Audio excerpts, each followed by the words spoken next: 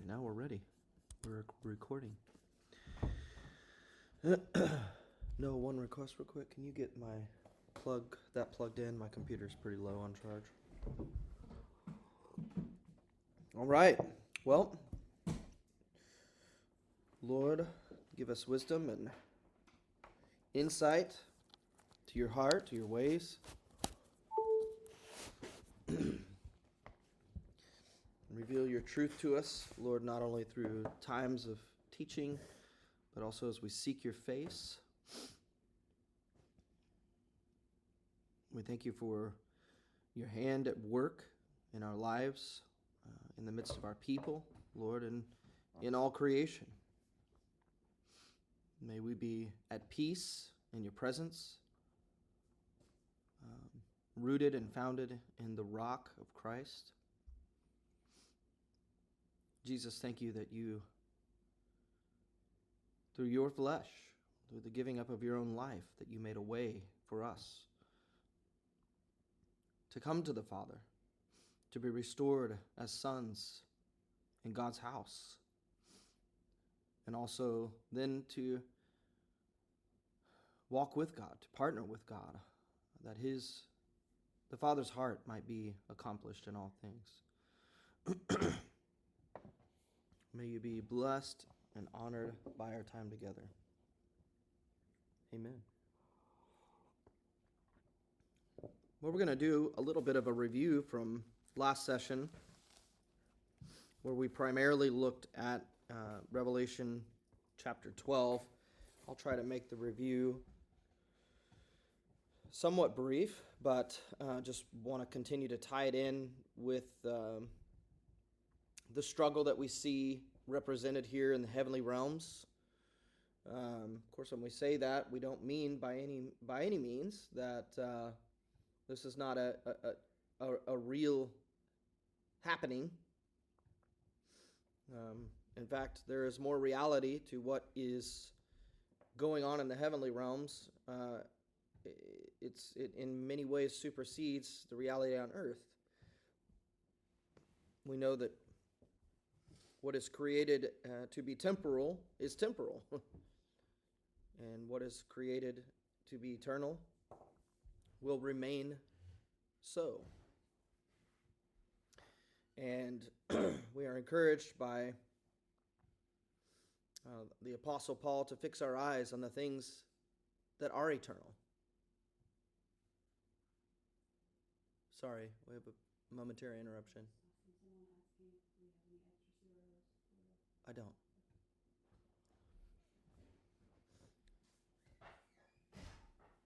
Because he says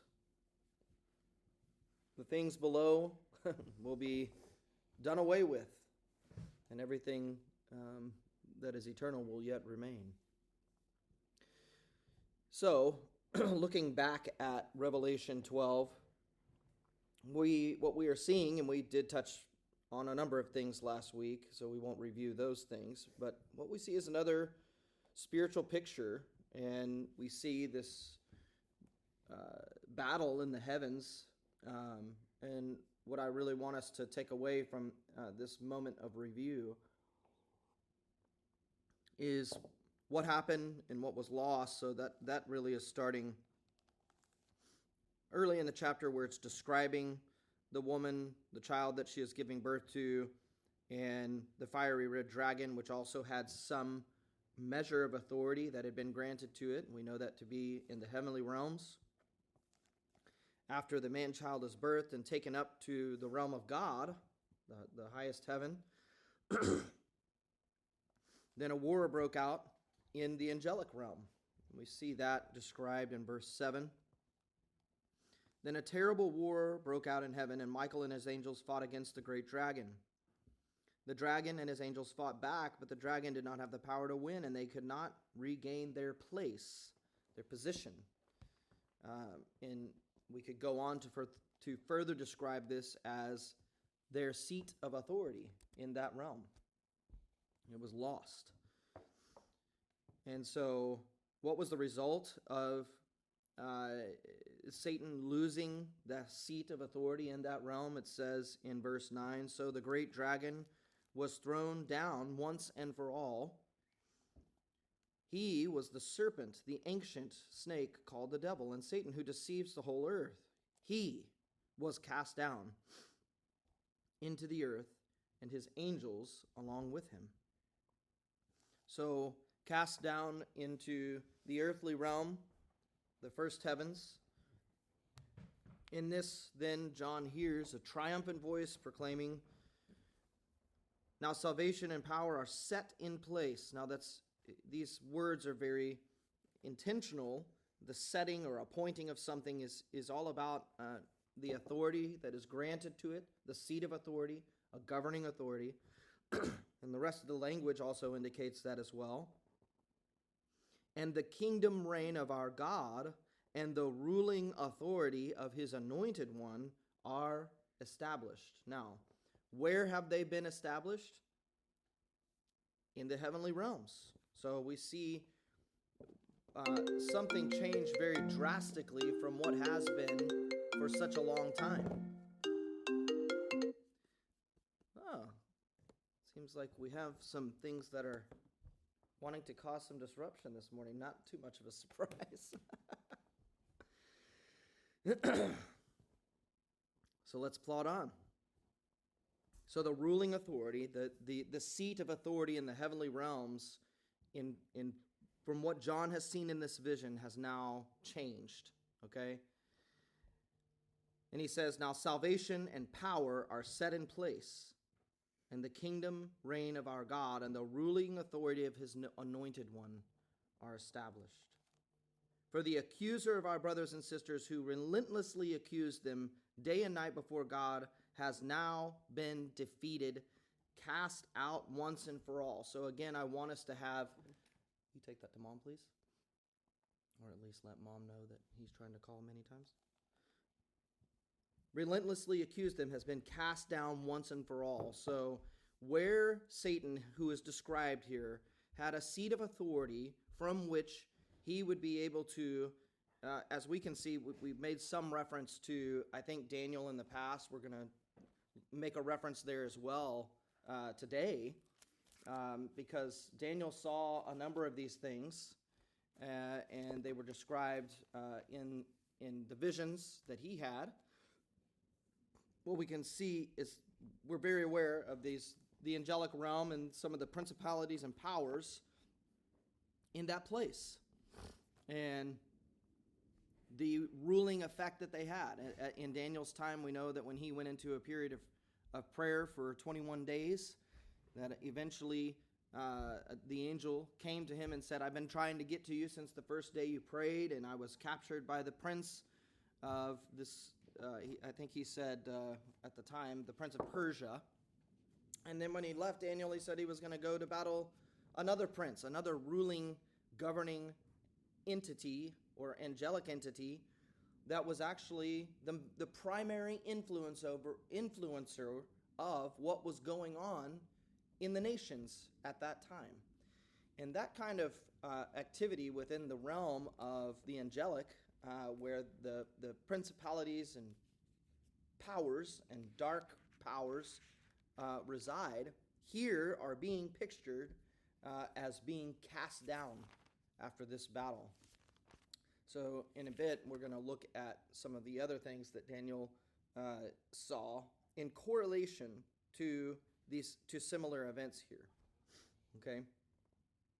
Now, I want us to look back, because the nature of this battle, or the location, the positioning of this battle, is going to go through a transition. Because now Revelation 12 clearly indicates that what power the enemy had when he had a seat of authority in the heavenly realm has now been taken away from him, and he is being cast down once and for all, but he is being cast down to the earth. So, verse 11 from chapter 12 says this: "They conquered him," who? The brothers and sisters, the saints that were just mentioned. "They conquered him completely through the blood of the Lamb and the powerful word of his testimony," by the testimony of Jesus Christ. "They triumphed because they did not love and cling to their own lives, even when faced with death." So then it continues to say, Rejoice, you heavens, and those who dwell in them. And that was one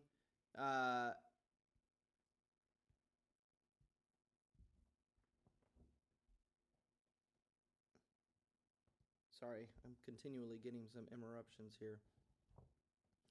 They triumph because they did not cling to their own lives. So rejoice, you heavens, and every one that dwells in them.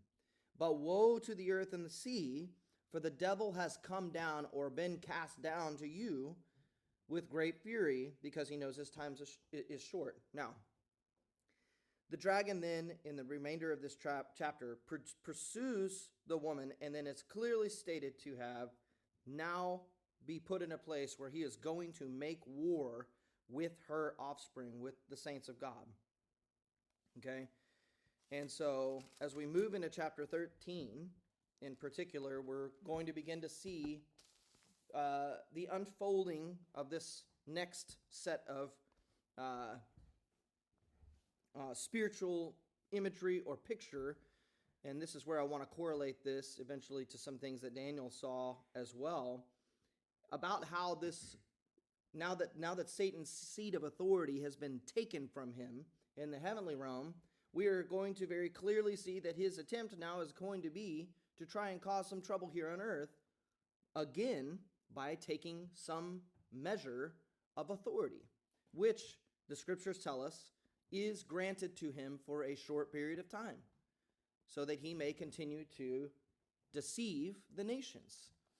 Okay? And then there are other things that are going to happen as we continue to see the what was revealed to John in this writing. So, before we get into chapter 13, as I was studying this, I began to think about this idea of governance or ruling authority as it is presented throughout the scriptures, throughout the history of the Bible, or the history that we have recorded in the Bible. And so even when we go back to the very beginning, I just want you guys to think about, or to have this as a bit of a context in terms of what is actually unfolding or being described as being unfolding here in Revelation, in the writing of Revelation, but also for us to see that in the context of our own lives and the day and time that we live in, and joining that in with our understanding of the purpose of God, and understanding how the enemy is trying to thwart God's purpose. And we will see that from the very beginning, Satan's resistance to the fulfillment of God's purpose has not changed so very much. And I find that very interesting in the way the way that it's described here in Revelation. I'll try and read it this time from the NIV. It says in verse 7, which we had just read earlier in the Passion Translation, now in the NIV. And there was war in heaven. Michael and his angels fought against the dragon, and the dragon and his angels fought back. But he was not strong enough, and they lost their place in heaven. The great dragon was hurled down. Now listen how he is described. That ancient serpent, a direct reference to the beginning of time, okay? The creation of Adam and Eve and the fall of Adam and Eve. The great dragon, that ancient serpent called the devil or Satan, who leads the whole world astray, the very thing that he did in the garden, leading Adam and Eve astray by bringing deceit and undermining God's word and purpose from the very beginning. He was hurled to the earth, and his angels with him. And so, as we take just a brief, I want to kind of go through some highlights of biblical history and see that from the very beginning, where Adam and Eve, and because what I want us to see in this next chapter, and really in so much of what's being described here as it pertains to the war, the spiritual battle and war that is going on in the last days, and not trying to contextualize that in any way uh, with or correlate it to world events or current events. I know I mention that every time, but I want us to see the true spiritual nature of what's going on. Okay, from the very beginning, when God created Adam and Eve, He created them and gave them, in a sense, a calling, a commission. And that commission to Adam and Eve was to be fruitful and to multiply and to rule. Okay, so rule is a word of authority and governance. And that's the place or the position that God granted to Adam and Eve. And they, by God's design, His intention was to walk with them and to lead them and guide them, even to disciple them into a place of mature standing in the midst of creation. And we know that what happened was the enemy came in and brought in some deceit and said, hey, there's another way, essentially, that you can accomplish this for yourself. You don't need God to do that. God's trying to keep you from something. So, but looking at just the fundamentals there, Adam and Eve were appointed, okay? They were set apart from all creation. The creation account is very clear in that everything else was created, and then man was created and put in a particular place in view of all creation. So God made an exacting point so that everything that was created, that was in the earthly realm and in the angelic realm, can see what God was doing with man when He created him. He was very intentional about that. Okay? He made a public display of it. And then He said, here's how I'm going to accomplish what I have set out to accomplish when I created everything. So Adam and Eve were appointed. They were set apart to rule as God's representatives, or even as the scriptures better describe it, as the visible expression of the invisible God. Now, Satan then set out to usurp that order or governance. Okay? And we see him succeed in a certain way through the fall of man. Now, let's move forward a little bit, and we see that during the time of Noah, and this is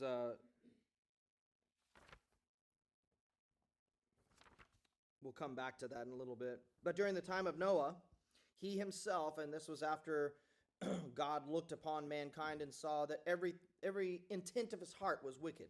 Okay? So He decides that He's going to destroy every living thing in creation, but He's going to spare Noah and his family and a portion of the living creatures. So Noah then, after the flood, then God comes and makes a covenant with Noah, and Noah was commissioned to do the same thing, be fruitful and multiply and govern, okay? To do the same thing. And this all happened after the hearts of man had turned again to do what? To govern themselves. It's very interesting. Now, following Noah, we see that a generation rises up. This is the time of the Tower of Babel, and man says, let's make a name for ourselves. We want to govern ourselves, okay? So the wisdom and or ways of demonic mindset, again, have some way of infiltrating mankind, and then that leads to a different governing order in the midst of man. So moving on in history, that we then come to the patriarchs of Israel with Abraham, Isaac, and Jacob. God took Abraham out of the current governing orders and cultures of the day. He set him apart. Ultimately, He said, I will make you a people separate from the rest of the nations, after He had Abraham travel around to the many nations of the earth and see those things. Abram, by faith, communicated to God when he saw Melchizedek, the king of Salem. He said, that's the order that I will submit to. And he showed that by tithing to the priest, the high priest of Salem, Melchizedek. What I'm wanting to paint, the picture that we're painting here, is the picture of where the seat of ruling authority is, and where God has designed it to be for His sons all along, and where the struggle has been throughout history. Because what we're seeing in Revelation here, in many ways, is the culmination of this struggle, and it was something that God had looked forward to through the words of the prophets in times before, which we will also take note of today. So Abraham, Isaac, and Jacob were set apart from the government or culture of the world. We then see Israel, as God said it would be, in bondage in Egypt, but the Lord said that would only be for a period of time, and then he would take them out. So a bit of a cycle there of being drawn out of the world. He wanted now a people to know that they had been taken out of the world, set apart, and set in place to fulfill or accomplish the purposes of God. That's the very message, actually, that the Lord sent through Moses and Aaron to Pharaoh.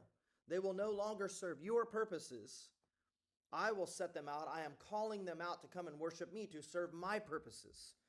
Now, obviously, Pharaoh and Egypt are very representative of certain things spiritually as well. We know that while Pharaoh was certainly a man in the flesh, that the governing order of that empire, the Egyptian empire, was something that was in every sense ruled over by a principality and power in the angelic realm.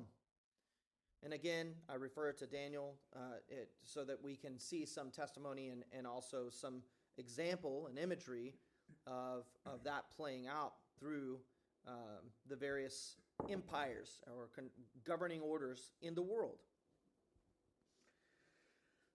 So Israel is called out, set apart. Moses is also set apart within Israel, but they are, as a nation, to represent God's law or governance as a nation.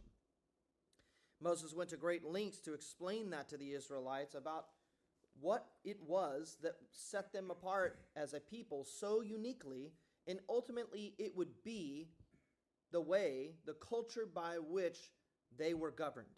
Okay? Where was the authority coming from? Now, that's an interesting perspective in this sense, because at that time we had those. What is this governing order that we see that God implemented even during the early time of the Israelites? Now, these exact words were not used, and in fact, the words that I'm going to use here are very misunderstood and not defined correctly in most understanding within Christianity. But what we see, even during the time of Moses, when Israel was set apart as a nation and God had given the law and Moses was making that known to the people, what we have in essence is a ministries of the apostles and prophets and priests, okay? Moses was one who was sent or set apart by God to bring and establish this foundation in the midst of the people. There was also a work of prophecy there to proclaim the purpose of God and its fulfillment in the midst of God's people, and that was being fully activated through the priesthood at the time. Now, interestingly, we have there not the fulfillment of, but a representation of God's governing order within the context of his own people, within his own house, within his kingdom. So you can bet that the enemy is going to be there to resist it after Israel went through the time of the wilderness and the unbelieving generation passed away, and the new generation, those who went into the promised land with Joshua and Caleb, well, now they came in, and it says within one generation they had forgotten all that God had done for them and had spoken to them in regards to the law or this way of life that he wanted them to live. So they are set apart. They are set apart to not just take observation of, but to become practitioners of the governing order that God set in their midst. But what happened as Israel became a nation? We can see this happen in the time of the judges. They began to rebel against God. They began to turn their back on his ways. And God sent judges, those who would come to set a new standard in the midst of God's people. And when that standard was set, then they were under the blessing of God, but they continually turned from it. And then we can see ultimately what happened when towards the end of Judges, then the people began to complain and they said, "We want to be ruled over in the same way that other nations are ruled." Now, that is a very fascinating statement. Typically, when we study that transition in Israel's history, from the time of the judges to the time of the kings, and this is definitely another focus there, but we look at it is true, absolutely true, that Israel was saying, we don't want God to rule over us, we want a king to rule over us. Now, that was what the prophet was so upset over, and God told him, don't be offended. This isn't against you, it's against me, that they would choose a king for themselves. But what's really interesting is the very words of the people were, we want to be like the other nations. We want to be governed in the way that other nations are governed. We want a king who will do for us what those kings do for them, who will go fight our battles for us and make a name for us. So literally, the request here, and I know we see the division between having a king and that being them turning their back on God, but I specifically want to point out that transition of governing authority that was taking place. And, there were serious consequences for the people of Israel in that light, okay? So then we know, obviously we have the representation of David and Solomon after Saul's rule. Then the Lord himself, God himself said, I'm going to set a ruler in place, someone who's after my own heart, and not by the choosing of the people and the way that the things that they look for in a king and a ruler. And so with the reign of David, not only through his wars and his conquering of the remaining lands and peoples that were in the land that God had said must be driven out, was very representative in many ways of what we're seeing played out as a fulfillment here in Revelation with Christ the Conqueror. Okay? We know that David's rule and reign was representative of that in many ways. And in fact, Jesus was in the line of David and has come as the Lion of Judah. That's how we saw him represented here in Revelation, right? Okay, so David and Solomon have a symbolic reign that will be fulfilled in a greater way in the future, okay?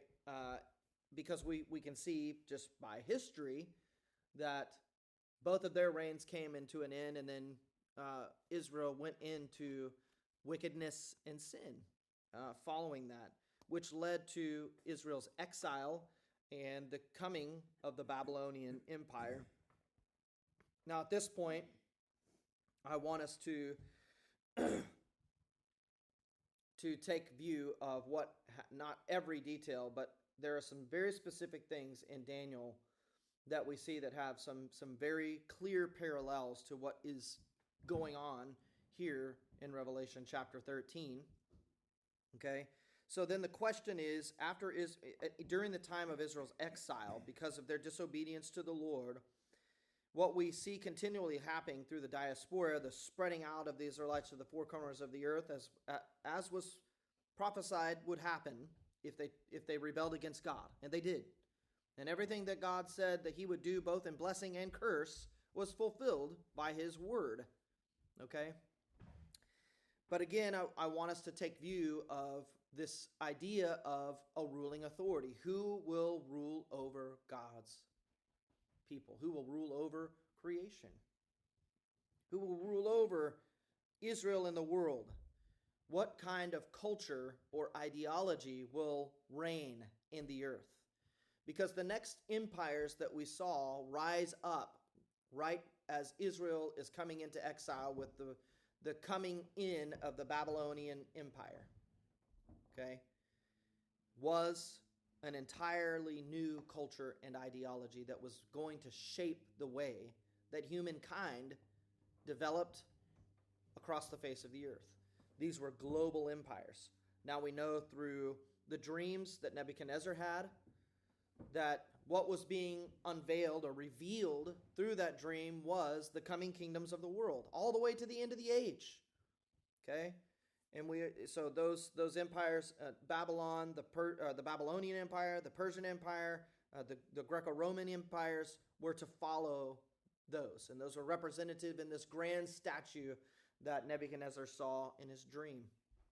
But then Daniel has a dream as well. In his dream, these kingdoms are not represented or not seen in his dream visually as a beautiful statue made of precious metals. They are seen as 4 ravenous beasts coming out of the sea. Okay? Now, the first description that we have here in Revelation is of a beast coming out of the sea.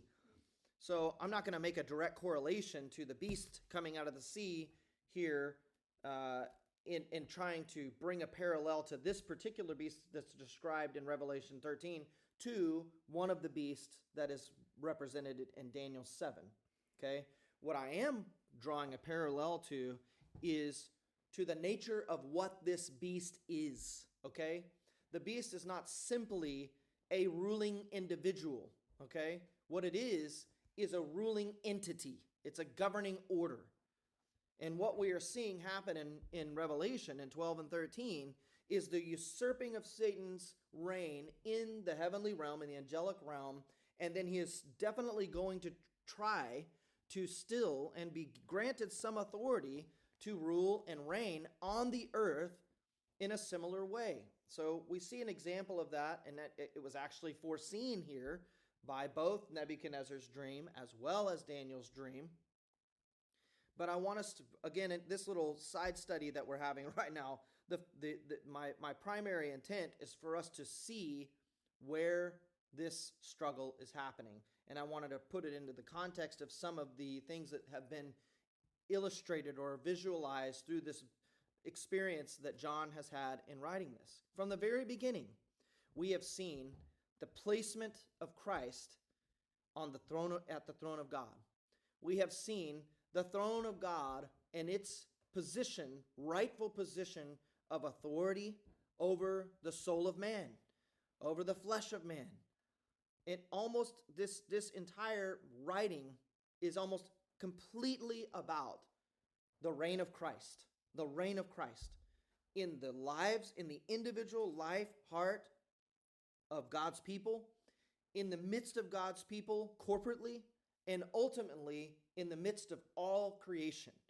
And as I said, many of the things that we are seeing in Revelation, they're not repetitive so much, but every time there are several, almost in triples, a similar scenario is described with greater detail and with a slightly different perspective, but all presenting the same reality, the same unfolding of events. Okay? So now back into Daniel 7, where we have seen these 4 empires that would come and rule over the earth.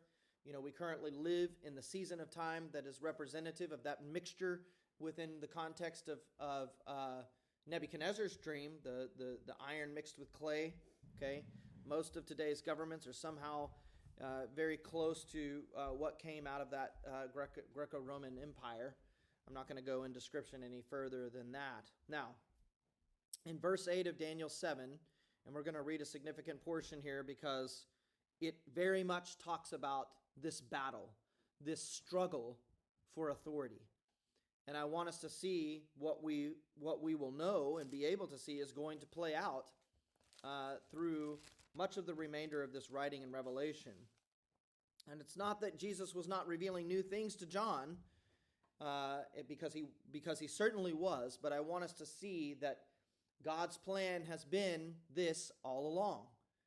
And it also has been his word to the prophets that he would fulfill it in a particular way. And Daniel 7 in particular really draws these things out. So in verse 8 of Daniel chapter 7, it says this.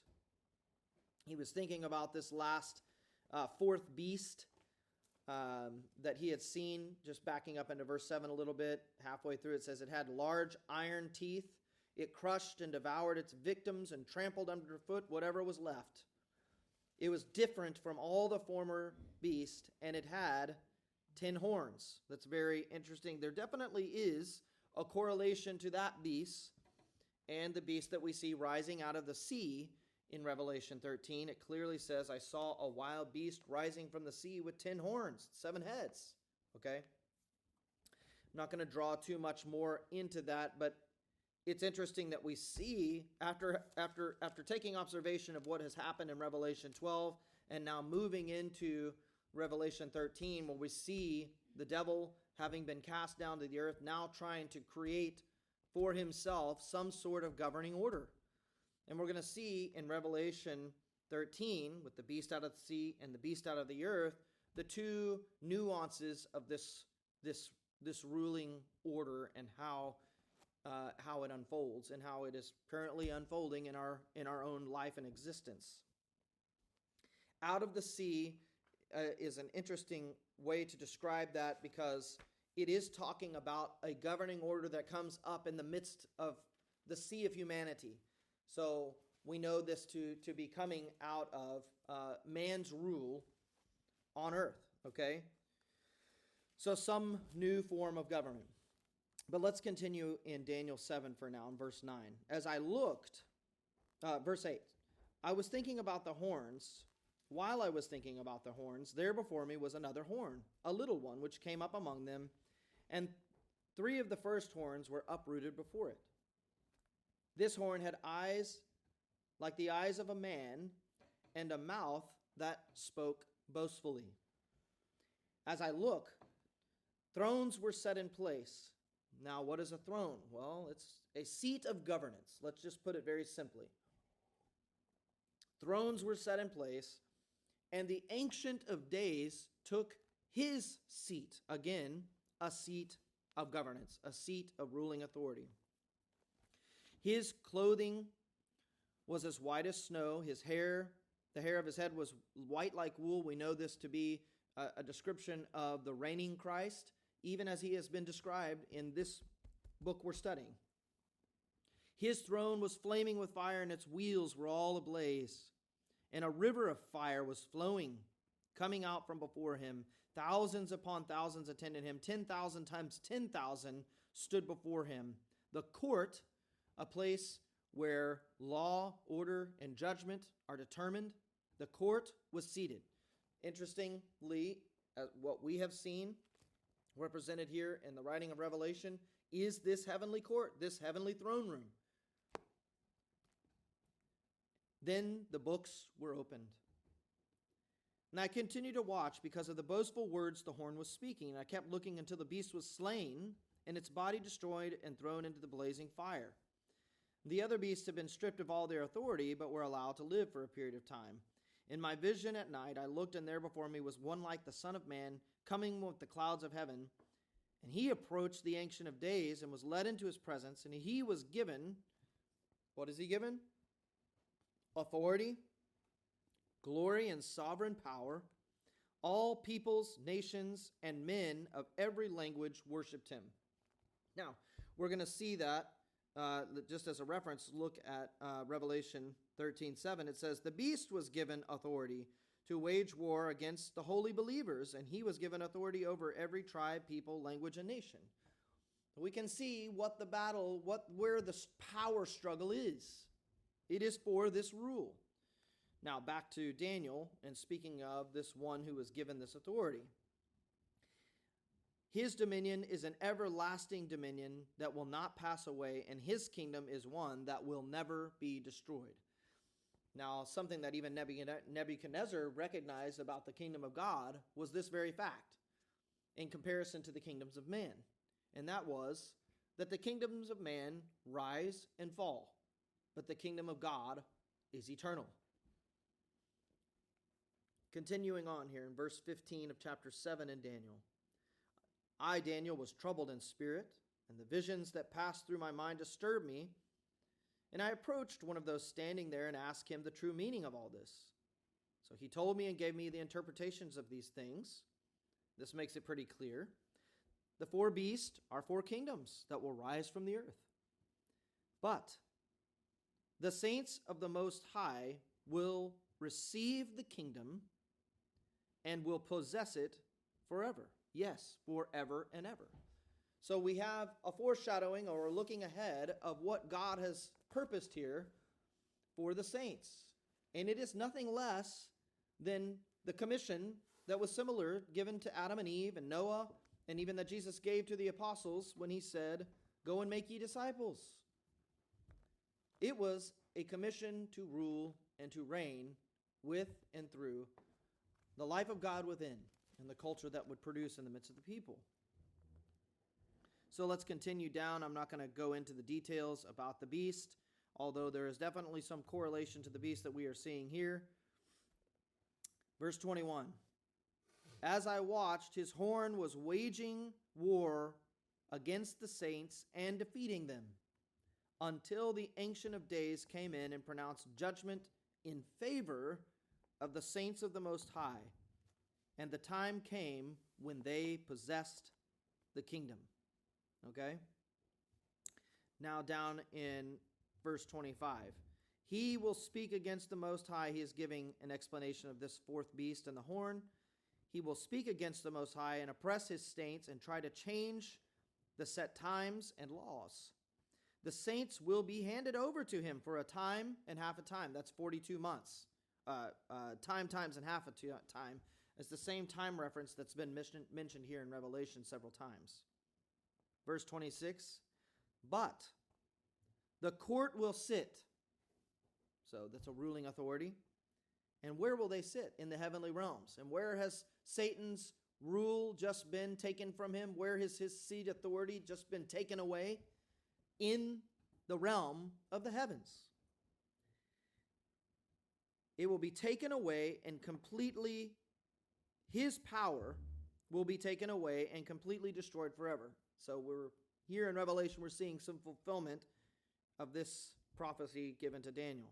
Verse 27, then the sovereignty, power, and greatness of the kingdoms under the whole heaven will be handed to the saints, the people of the Most High, those who dwell in the heavenly realms, okay? Just so you can see the correlation here.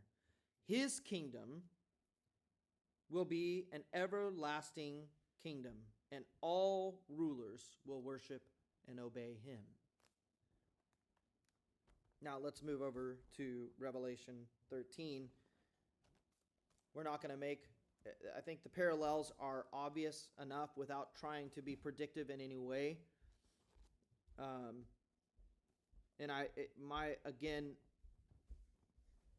One of my primary focuses in this section is so that we can see the nature of the struggle that is going on. And the nature of that struggle goes from the grandest position from God's throne to the angelic realm to the ruling orders that are represented here on earth, and ultimately to the ruling over of the inner man, which we saw described early on in the writing of Revelation. So much of this, as I mentioned, is very much focused on the fulfillment or the placement and reign of Jesus Christ in the midst of his people. Let's begin to look at Revelation 13. And I saw a wild beast rising from the sea. So out of the sea of humanity comes this new government. And when does it come? After Satan has been cast down. Okay? The last verse of chapter 12 it can be interpreted two different ways. One is, I stood on the seashore. That would be John. The second is, the dragon stood on the seashore. Then we see the wild beast rising from the sea with 10 horns and 7 heads, and on its horns were 10 royal crowns. So we're coming into authoritative ruling order description. On its heads were blasphemous names. It was like a leopard with feet like a bear's, and its mouth like the mouth of a lion. And the dragon shared, just in case you didn't think it was about ruling authority, it states it explicitly here. The dragon shared his power, throne, and great authority with the wild beast. Verse 3, one of the heads of the wild beast seemed to have received a deathly wound, but the wound had been healed, and after this the whole world was filled with fascination and followed the wild beast. They worshiped the dragon because he had given the beast its ruling authority. So Satan has clearly, in being cast down to the earth, set his intentions on still resisting and usurping or opposing the government of God in the midst of his people, and doing so by establishing, in a sense, his own governing order. And what we're going to see with the beast that is coming out of the earth is that what gives power to this governing order is, in many ways, and don't think that I'm reaching too far here, because I hope I can build a little bit of context for this through what we see, but it's going to be through a whole nother culture or way of life, a governing order that influences the character and nature of man. That's what's going to give power to this beast that was given authority from Satan. So where is the battle really coming down to? Well, very much so the hearts of man and his ways of life. So we can see Satan, now that he is cast down, is trying to, and this is what he said he was going to do, he's going to go make war with the saints.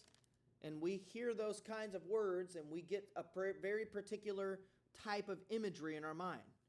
We see guns and tanks and bombs and whatever else, and swords and battles. And we don't even really understand where the battle is and what's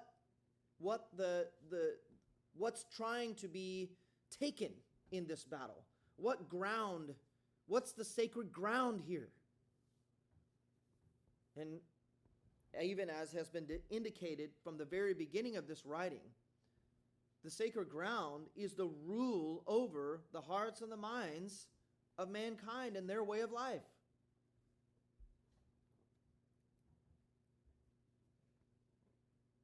So, after this, the whole world was filled with fascination and followed the wild beast, and they worshipped the dragon because he had given the beast its ruling authority. They also worshipped the wild beast, saying, "Who is like the wild beast? Who is able to make war against him?" So, in essence, again, if we're seeing this beast not as some, physical monster coming out of the sea like Godzilla, that everyone's going to worship, but if we see it as the same way that Daniel saw what these beasts were, he was explicitly told, the beasts are four ruling orders that are going to come out of the midst of mankind. Now, mankind in his pride and with the influence of demonic wisdom, we will see this governing order rise up out of mankind, and then it will, in its own pride, say, who can overcome this? Who is able to make war against this? Because we finally come to a place where we can fully govern ourselves, in a sense, but with another wisdom. Verse 5, the wild beast was given a mouth to speak boastful and blasphemous words, and he was permitted to exercise authority for 42 months. That's times and half a time, 3.5 years, 1,260 days.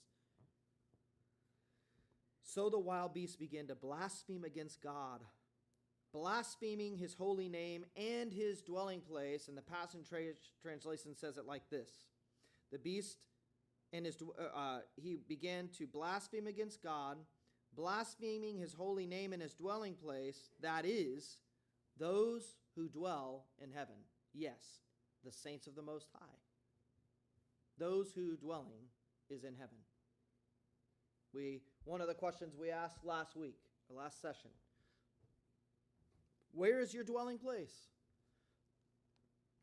Is your mind and your heart set on things above, where that rule and authority and reign come from? Or is it in the lower realm, where Satan has been cast down and is set to go out and seek to rule over the hearts and minds of man through a ruling order, and ultimately, as we will see with the beast from the earth, through a particular way of life, a culture. Verse 7, the beast was given authority to wage war against God's holy believers, that's exactly what Daniel was talking about. And it says, and he made progress and defeat them. And he was given authority over every tribe, people, language, and nation. Everyone on earth will worship the wild beast.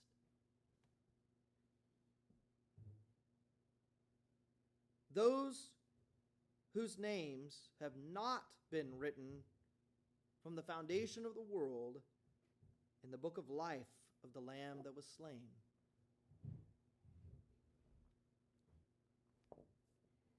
Now, why did Jesus tell his disciples, don't rejoice that you have power over the demons? Rejoice that your name is written in the book of life. Why? Because that is representative of the ruling order at work in your life. Now, what was said in Revelation earlier? Woe to the earth and the sea, because the devil has come down to you, and he has great fury, knowing that his time is short.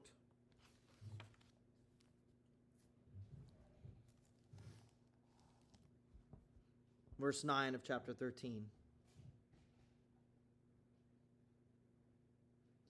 If anyone has been given ears to hear.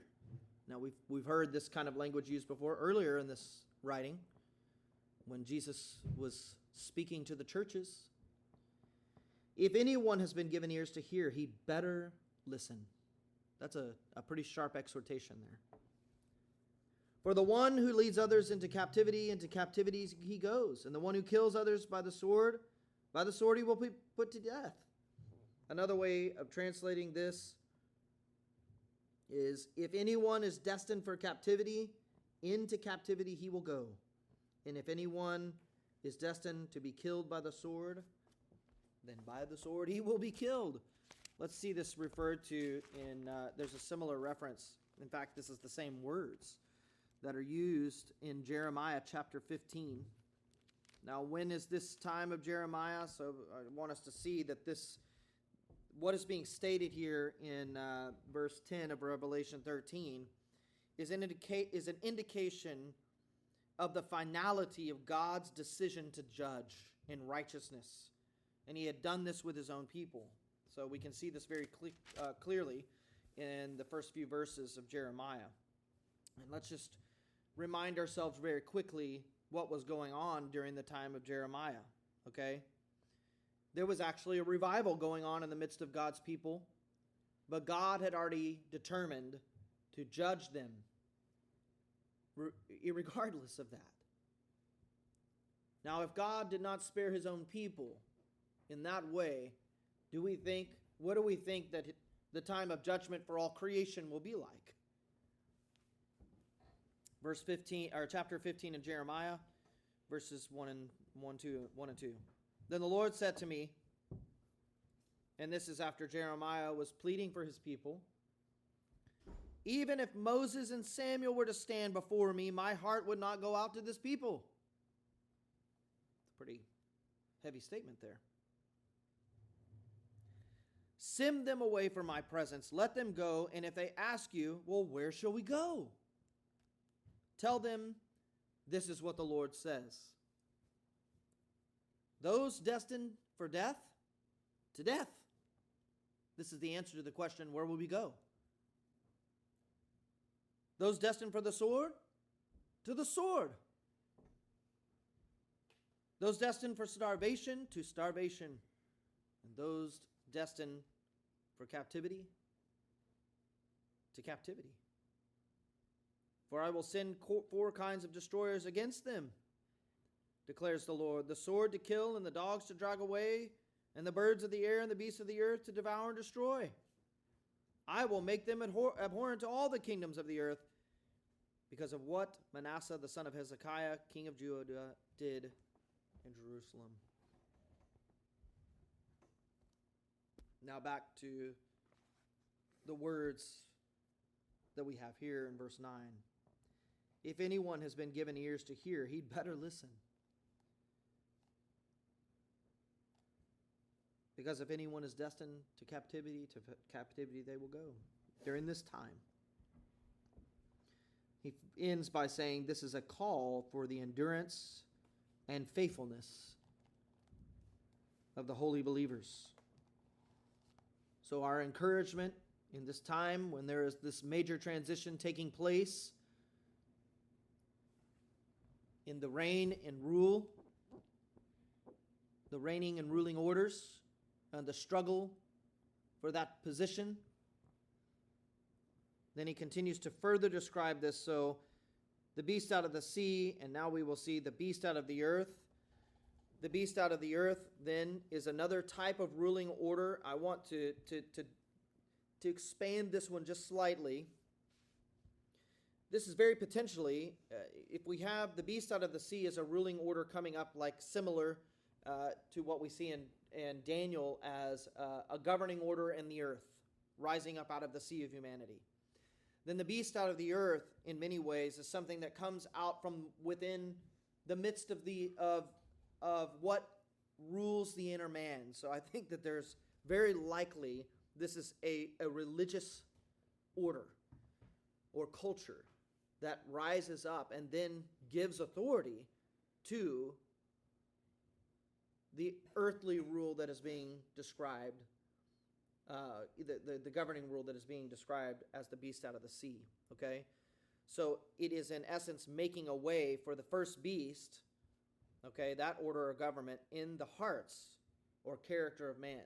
And we're going to see why, I'll show you why that is the case.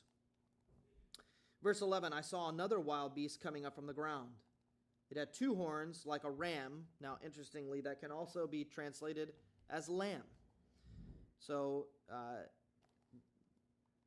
there's something deceptive about that. So it looks like a lamb, but it speaks like a dragon. Okay? So there's a deception that is taking place there through some kind of religious operation or operation in the heart and character of a man. It had two horns like a ram, but spoke like the dragon. It operated in all the authority. So here again, you would be amazed if you looked through these chapters and saw how many times you saw words like authority, rule, thorn, etc. It operated in all the authority of the first beast on its behalf, causing the earth and its inhabitants to worship the first beast. The word worship there is proskuneo, which means to grovel at or to kiss the hand or lick the hand like a dog would do, okay? So there's a forced or expected reverence here. Causing or forcing the earth and its inhabitants to worship the first beast whose mortal wound had been healed. It performed great miracle signs, even publicly causing fire to fall out of heaven. So that fire falling out of heaven was historically, and what we can see in the Old Testament, in many ways, the justification of a divine rule. So you can see this beast performing these signs and wonders is giving, and we're going to say this explicitly right here, through these startling miracles that he performed on behalf of the first beast, he deceived the world, telling people to erect a statue in the image of the beast that had been wounded by the sword and yet lived. And the beast from the earth, okay, so this other order that has a direct influence on the character and ways of man was empowered to breathe life or spirit into the image of the first beast so that it could speak and kill those who refused to worship its image. It also caused everyone, and this is where things get a little bit more pointed, it caused everyone, small and great, rich and poor, free and bound, to be marked on the right hand or the forehead. This meant that no one could buy or sell unless they had that mark. That is, the name of the beast or its number. Okay? And then he says, this will require wisdom to understand. Let the one with insight interpret the number of the wild beast, for it is humanity's number, 666. Now, the word for marked there that is used it's the same root as the word that it's charax in the Greek, which is the same root word that is used for character. Okay? So we see the marking that takes place here is one that is on the mind and works of hands. So on his head, forehead, or right hand, or forehead and right hand. That is indicative of what is being produced through the ways of man, the culture of man, will be this mark upon them. Now, interestingly, that same mark or setting apart, differentiation that is made is also given to the people of God. It's going to be described here, I think, in the next chapter, but it's also described by the Apostle Paul when he says that we should put on the clothing, the garments of Christ, the garment of Christ, and also that we should have on or in us, having implanted in us, the mind of Christ. Now, earlier we saw, even in the trumpets as well, as a reference in this writing in particular, that when they were to be when the trumpets, were to be sounded, then he says that he's going to set apart, but not allow them to destroy until the seal is put on the foreheads of the people of God. I don't know if you remember that or not, but there is a specific kind of marking that is taking place here, and it's not just a physical imprint on the skin of the forehead or a chip under the skin or whatever the current understanding of that is. It is far more consequential than that. It is something that marks the way of life, the wisdom of life, the ruling order within. That will be the mark. So, there's somewhat of a reference to this. I wrote this down, and I don't fully remember why. I know that Jesus said in particular, yes, this is just to finish up the same thing that God saw within the context of mankind in the days of Noah. There was something that marked the character of man. Okay? Verse 5 in Genesis chapter 6 says this: "The Lord saw how great man's wickedness on the earth had become, and that every inclination of the thoughts of his heart was only evil all the time." The culture of man, the ways of man, had been marked as evil. His character was soiled, degraded, perverted. Verse 6, "The Lord was grieved that he had made man on the earth, and his heart was filled with pain. So the Lord said, I will wipe mankind, whom I have created from the face of the earth, men, animals, and creatures that move along the ground, and birds of the air, for I am grieved that I have made them. But Noah found favor in the eyes of the Lord." Now, to finish today's session, I want to refer again to Daniel 7, where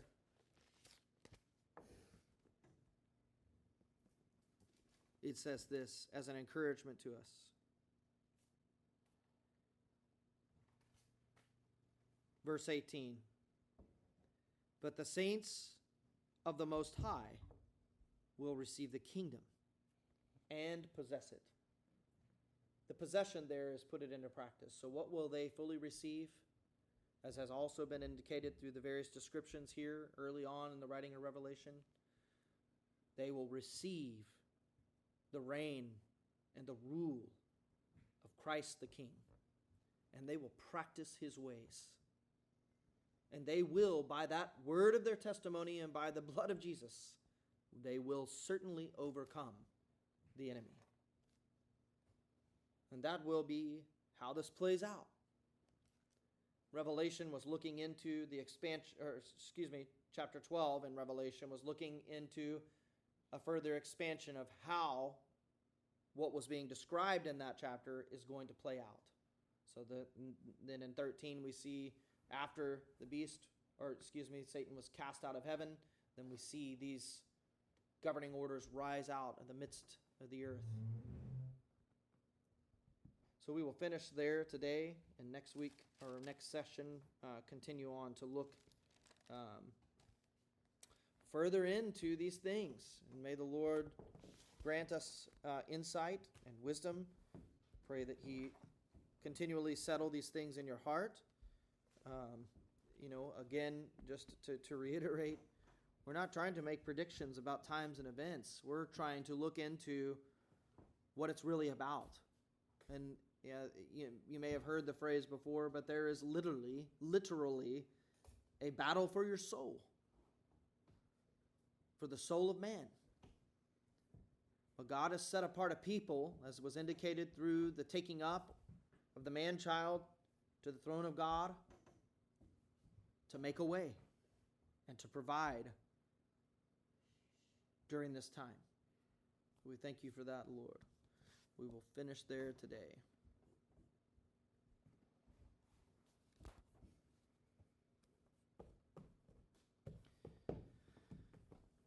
Brother.